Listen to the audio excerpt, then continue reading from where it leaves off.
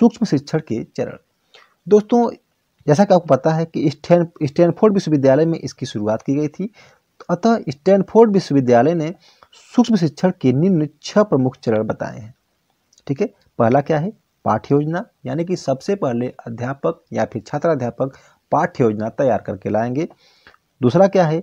शिक्षण, यानी पाठ्य योजना के अनुसार वह कक्षा में शिक्षण कार्य प्रारंभ करेंगे या फिर समाप्त करेंगे, मतलब शिक्षण कार्य को करेंगे। उसके बाद है प्रतिपुष्टि।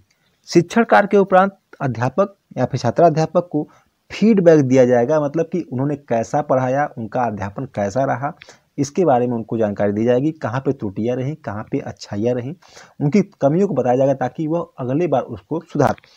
उन प्रतिपुष्टि या फीडबैक के बाद वह फिर से पाठ्य योजना बनाएंगे, पुनः पाठ्य योजना। ठीक है, क्या है? पुनः पाठ्य योजना। पुनः पाठ्य योजना बनाई जाएगी, पुनः शिक्षण, पाठ्य योजना के उपरांत फिर से शिक्षण कार्य होगा और पुनः प्रतिपुष्टि और फिर से फीडबैक दिया जाएगा। दोस्तों, यह जो प्रक्रिया है, यह क्रमशः लगातार क्रम से चलती रहती है।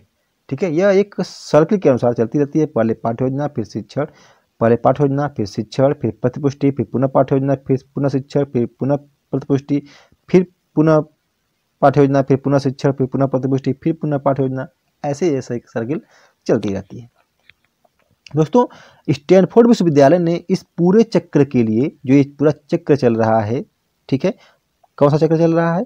पाठ्य योजना, शिक्षण, प्रतिपुष्टि, पुनः पाठ्य योजना, पुनः शिक्षण और पुनः प्रतिपुष्टि, इन सभी के लिए 45 मिनट का टाइम, 45 मिनट, ठीक है, 45 मिनट का टाइम निर्धारित किया था। ठीक, तो आइए देखते हैं कुछ इससे संबंधित कुछ अन्य पहलुओं को।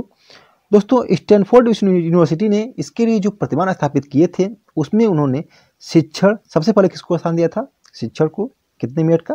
5 मिनट का, यानी छात्राध्यापक को शिक्षण कार्य करने के लिए 5 मिनट का समय दिया गया। उसके बाद उसकी प्रतिपुष्टि यानी फीडबैक लेने के लिए 10 मिनट का समय। ठीक है, किसके लिए? फीडबैक के लिए 10 मिनट का समय। पुनः पाठ्य योजना तैयार करने के लिए 15 मिनट का समय और पुनः शिक्षण के लिए 5 मिनट तथा पुनः प्रतिपुष्टि के लिए फिर 10 मिनट का समय दिया गया। दोस्तों, सवाल इसमें उठता है कि अभी जब हमने देखा था, ठीक है, हमने जब यहाँ पे देखा था कि सूक्ष्म शिक्षण के जो चरण थे वह 6 थे। ठीक है, कौन कौन? पाठ्य योजना, शिक्षण, प्रतिपुष्टि, पुनः पाठ्य योजना, पुनः शिक्षण तथा पुनः प्रतिपुष्टि। लेकिन जब हम यहाँ पे देख रहे हैं तो हमको यहाँ पर शिक्षण पहला चरण दिखाई दे रहा है, प्रतिपुष्टि दूसरा चरण है, पुनः पाठ्य योजना तीसरा है, पुनः शिक्षण चौथा है और पुनः प्रतिपुष्टि 5वां है। यहाँ पर एक जो चरण, जो पहला चरण है, पाठ्य योजना, यह यहाँ पे हमको नहीं दिखाई देती है।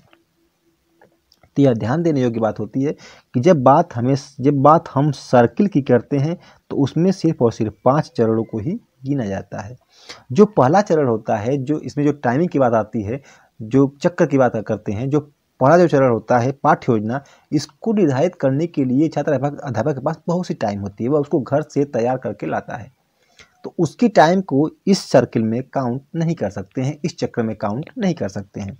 ठीक है, इसकी जो शुरुआत होती है उस पाठ्य योजना को जो अध्यापक लेकर के आता है क्लासरूम में, उसके बाद शिक्षण से शुरू करता है, उसके बाद इस टाइम को काउंट किया जाता है और वह लगभग, देखिए यहाँ पर आप जोड़ पाएंगे तो 45 मिनट का टाइम काउंट किया जाता है, यानी 45 मिनट का टाइम दिया जाता है जिसमें वह शिक्षण, प्रतिपुष्टि, पुनः पाठ्य योजना, जो कि अब ये बीच में, यह जो पाठ्य योजना है यह बीच क्लास में बनाई जा रही है, यह जो पाठ्य योजना है यह बीच क्लास में बनाई जा रही है, अतः इसके टाइम को काउंट किया जाएगा। लेकिन जो पहली वाली जो पाठ्य योजना होगी उसका टाइम को काउंट नहीं किया जाएगा। ठीक है, तो इस प्रकार से इसमें कुल 45 मिनट का टाइम लगता है और यह जो टाइम है स्टैनफोर्ड यूनिवर्सिटी ने अपने यहाँ प्रतिमान में स्थापित किया है। अगर हम बात करते हैं भारतीय परिप्रेक्ष्य में एनसीईआरटी के द्वारा स्थापित सूक्ष्म शिक्षण प्रतिमान की, दोस्तों हमारे देश में एनसीईआरटी ने, अभी हमने आपसे कहा वीके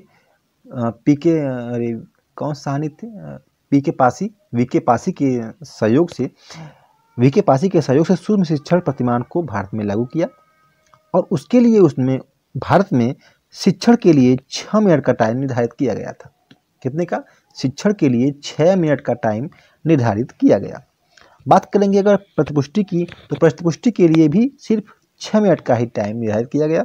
बात करेंगे पुनः पाठ योजना के लिए 12 मिनट, पुनः शिक्षण के लिए 6 मिनट तथा पुनः प्रतिपुष्टि के लिए 6 मिनट का टाइम दिया गया है। इस प्रकार से अगर हम कुल टाइम को देखें तो भारत में इस पूरे शिक्षण सर्किल के लिए कुल 36 मिनट का टाइम निर्धारित किया गया है। ठीक है, 36 मिनट का टाइम निर्धारित किया गया है। अगर आप बात करते हैं भारतीय परिप्रेक्ष्य में कक्षाओं की, दोस्तों भारतीय परिप्रेक्ष्य की कक्षाएँ होती हैं वास्तविक होती हैं। इनमें 5 से 10, ठीक है, कितने 5 से 10 छात्र होते हैं या फिर जो कि बीएड के सहपाठी हो सकते हैं।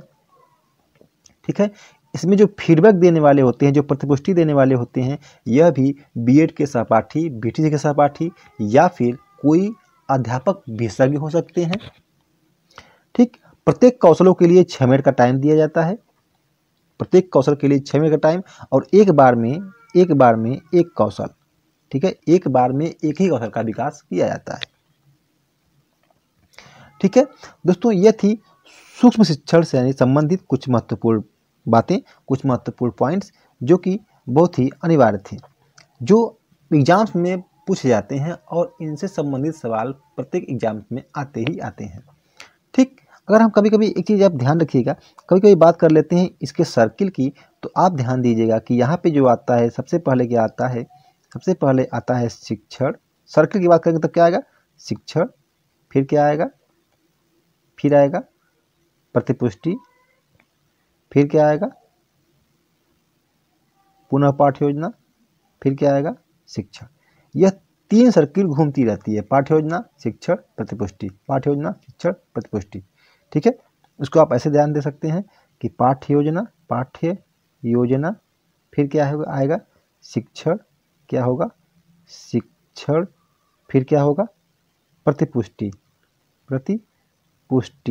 ठीक, प्रतिपुष्टि, फिर क्या होगा पाठ्य योजना। यानी पाठ्य योजना, शिक्षण, प्रतिपुष्टि, फिर पुनः पाठ्य योजना, पुनः शिक्षण, पुनः प्रतिपुष्टि। यह इसकी सूक्ष्म शिक्षण की सर्किल मानी जाती है।